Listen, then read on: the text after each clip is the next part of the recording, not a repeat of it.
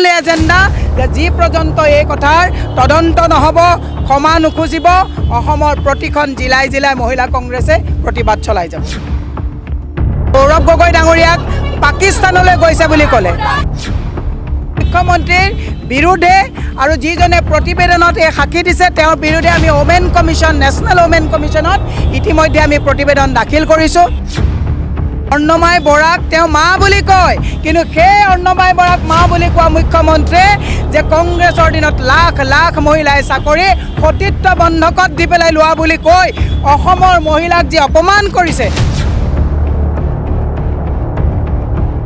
হিমন্ত বিশ্ব শৰ্মাই নিৰ্বাচনী ইস্যু হিচাপে প্ৰথমতে গৌৰৱ গগৈ ডাঙৰীয়াক পাকিস্তানলৈ গৈছে বুলি ক'লে, যেতিয়া সেই কথাটো ভুৱা প্ৰমাণিত হ'ল সেই কথাটো প্ৰমাণ দিব নোৱাৰিলে SIT বহুৱাৰ কথা ক'লে। এতিয়া ডুপ্লিকেট ফটোশ্বপত ফটো বনাই ৰক্ষা পোৱা নাই।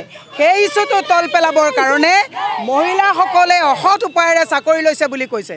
মই কৈছোঁ 2001 চনৰ পৰা 15 চনলৈকে কংগ্ৰেছৰ চৰকাৰৰ দিনত তেওঁ এজন প্ৰভাৱশালী মন্ত্ৰী আছিলে আৰু তেওঁ যদি এই বিপ্লৱ শৰ্মাৰ প্ৰতিবেদনত যিজনে এনেকুৱা কথা কৈছে, মই কৈছোঁ যে মুখ্যমন্ত্ৰীৰ বিৰুদ্ধে আৰু যিজনে প্ৰতিবেদনত এই সাক্ষী দিছে তেওঁৰ বিৰুদ্ধে আমি ওমেন কমিশন নেশ্যনেল ওমেন কমিশনত ইতিমধ্যে আমি প্ৰতিবেদন দাখিল কৰিছোঁ। তেওঁলোকে এটা এনকুৱাৰী লৈ তেওঁলোকৰ তদন্ত কৰি CBIত এই গোটেই গোচৰটো তদন্ত হ'ব লাগে যে তেওঁৰ সময়ত যদি মহিলাক বাধ্য কৰোৱা হৈছিলে যে সতীত্ব বন্ধকত দিয়ক চাকৰিত লওক, তেওঁলোকে উচিত শাস্তি পাব লাগিব।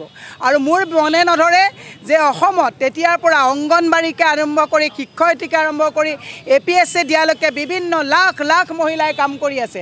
এই কথাই কি সূচায়? আজি মহিলাসকলক কংগ্ৰেছৰ দিনত চাকৰি কৰা মহিলাসকলক সামাজিকভাৱে পাৰিবাৰিকভাৱে ৰাজনৈতিকভাৱে আজি তেওঁলোকক ভুল অন্তিত কৰি তেওঁলোকৰ সতীত্ব ভাৰ্জিনিটিৰ ওপৰত কুৱেশ্যন আহিছে।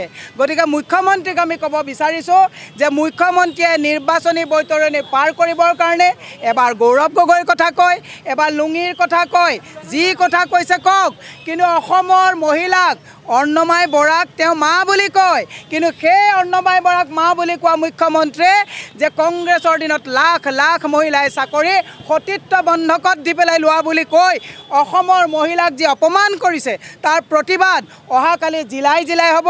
আজি কামৰূপ মহানগৰ জিলা মহিলা কংগ্ৰেছৰ নেতৃত্বত হৈছে। আজি অল ইণ্ডিয়া মহিলা কংগ্ৰেছে গোটেই প্ৰতিবেদন নেশ্যনেল ওমেন কমিশনলৈ পঠাইছে।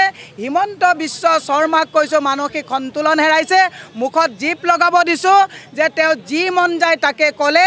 মহিলাৰ তেওঁ শীতলা ৰূপ দেখিছে, কালি আৰু দুৰ্গাৰ ৰূপ দেখা নাই। হিমন্ত বিশ্ব শৰ্মাক আজিৰ পৰা অসম প্ৰদেশ মহিলা কংগ্ৰেছে আমি মূল্যবৃদ্ধিয়ে হওক স্মাৰ্ট মিটাৰে হওক এইবিলাকৰ প্ৰতিবাদ আমি পিছত কৰিম, কিন্তু অসমৰ মহিলাৰ স্বাভিমান সন্মান আৰু যিটো চাৰিত্ৰিক হনন কৰা হৈছে তাৰ প্ৰতিবাদত আজিৰ পৰা আমাৰ ওৱান এণ্ড অনলি এজেণ্ডা যে যি পৰ্যন্ত এই কথাৰ তদন্ত নহ'ব ক্ষমা নুখুজিব অসমৰ প্ৰতিখন জিলাই জিলাই মহিলা কংগ্ৰেছে প্ৰতিবাদ চলাই যাব।